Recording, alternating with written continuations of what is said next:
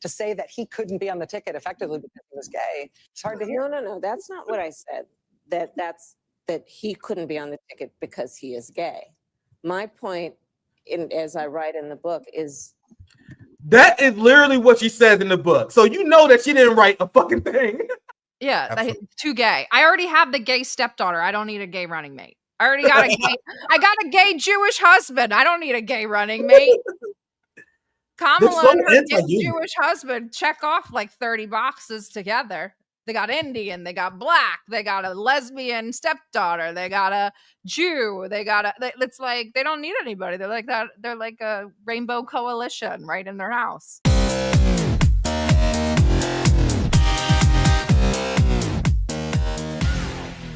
The election officially started already. Kamala Harris, one of the biggest names in the Democratic Party. She was leading the polls for the majority of the year. I don't know what the new polls say now, but when they did early 2028 polling, Kamala Harris was like the top name. So she released this book. This book tour is unofficially, because the U.S. is a political clown show. The posturing for 2028 already started. And Kamala Harris, 2028 is already peak comedy. This shit is already peak comedy, my friends. So we're going to do a short segment on this because I cannot emphasize how bad Kamala Harris is at this job. So Kamala Harris, to start off her tour, this book tour that she has someone ghostwrite, she goes to on MSNBC. She goes on Rachel Maddow, and she is talking to a lesbian newscaster. Kamala Harris talking to a lesbian newscaster just subtly explains why Pete Buttigieg couldn't be her vice president choice because he's gay. This is extremely uncomfortable. If his reaction to that, since this part of the book has come out, if you've had any reflection on that, or I guess I'd ask you to just elaborate on that a little bit. It's hard to hear. yeah. With you running as, you're the first woman elected vice president, you're a black woman and a South Asian woman elected to that high office, very nearly elected president, to say that he couldn't be on the ticket effectively because he was gay. It's hard to hear. No. That's not what I said. That he couldn't be on the ticket because he is gay. My point, as I write in the book, is that is literally what she says in the book. So you know that she didn't write a fucking thing. Okay, but what this was is a ghostwriter? Go ahead, Sarah. What was the point? What's she trying to say? That there was too much identity politics on one ticket? She essentially is like, hey, man, I didn't say I didn't choose Pete Buttigieg because he's gay. But it was definitely because he's fucking gay.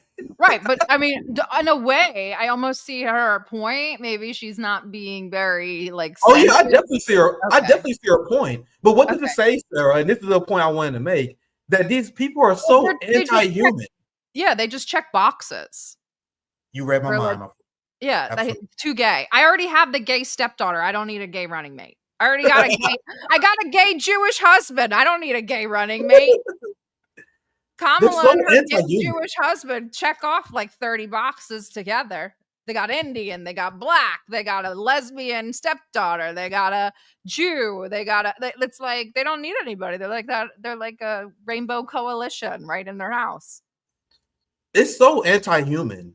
And that's why these people turn people off inherently. That's what identity politics does. It dehumanizes. Absolutely. Meanwhile, we call for our poor white brothers and sisters to organize with us. I say all the time on RBN, I am perplexed by the political decisions of many poor white people. We want to form this coalition with you motherfuckers. We like, hey man, we organize among ourselves. We got our black community. We want to join hands with you people. This is decades old. Like this shit that MLK said decades ago.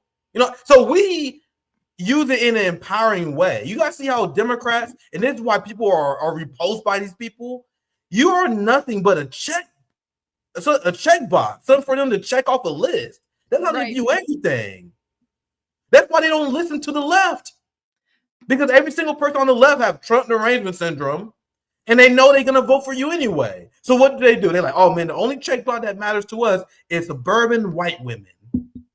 So they create a whole platform based on suburban white women, losing the entirety of the left. Because who you are and what you actually care and what you actually advocate for does not matter. You are just a checkbox and a row for them to gain power. But let's continue, because this is as much of a war salad as you can imagine, where Kamala Harris, who definitely didn't write anything of this book, so she barely even know what the book says. She had to explain, well, I didn't say I didn't choose him because he was gay. I didn't mean it like that, but he definitely was fucking gay. You guys know. But I almost enjoy it a little bit. I'm almost on Kamala's side right here. All right, I need to stop talking. I'll let you guys interpret her comments. You're the first woman elected vice president. You're a Black woman and a South Asian woman elected to that high office, very nearly elected president. To say that he couldn't be on the ticket effectively because he was gay, it's hard to hear. No. That's not what I said. That he couldn't be on the ticket because he is gay. My point, as I write in the book, is that I was clear that in 107 days, in one of the most hotly contested elections for president of the United States, against someone like Donald Trump, who knows no floor, to be a Black woman running for president of the United States, and as a vice presidential running mate, a gay man, with the stakes being so high. Oh, yeah, no. You had me in the first half, not gonna lie, Kamala. If you would have just went with that's too much identity politics on one ticket, I would have said real shit. But no, we got this like it's Donald Trump's fault that like you guys see? She can't even handle softball interviews. She made it worse. She made it worse somehow. How can you not handle a softball interview? This is Rachel Maddow holding her hand. And the only response to this question is, she really is holding her hand. I didn't say I didn't choose Pete Buttigieg because he's gay, but Trump is dangerous. Because Trump's dangerous. Yeah, Trump's mean. Trump is dangerous, so we don't want to risk this fucking country because a gay man ruined it for us. And not because he's gay, but he definitely would have lost. You might have won if you picked Pete Buttigieg. Really would have motivated the gays to vote. Here they had no motivation. Now they're floating the idea of doing Kamala Pete 2028, and that should be fucking hilarious. I got to get the hell out of this country. Bro, we're completely cooked, man. That's why I'm on the point where I'm like, man, we need organizers to start arming up. We're beyond the point where we talk about Medicare for all.